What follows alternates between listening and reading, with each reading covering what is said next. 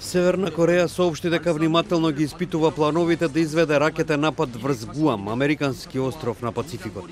Севернокорејскиот режим соопшти дека негова цел е да развие ракета која може да носи нуклеарни боеви глави и која може да достигне до американска територија.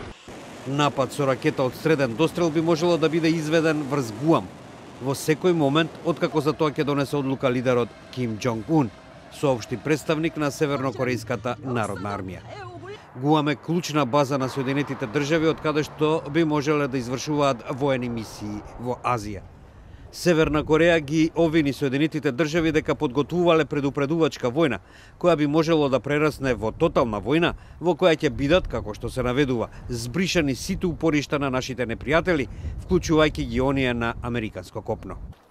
Предходно председателот Доналд Трамп го предупреди Пјонгјанг на ужасни последици поради заканите кон Соединетите држави. North Korea best not make any more threats to the United States.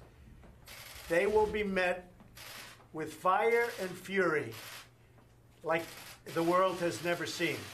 Тревогата во Вашингтон поради нуклеарната програма на Пјонгјанг се зголеми по двете успешни проби на интерконтинентални ракети во минатиот месец. Американските разузнавачи во доверлив извештај деновиве оценуваат дека Северна Кореја успешно произвела смалена верзија на нуклеарна боева глава, која може да биде сместена на севернокорејските ракети. Со тоа, како што се оценува, Пјонгјанг го минал клучниот праг на патот кон статусот нуклеарна сила.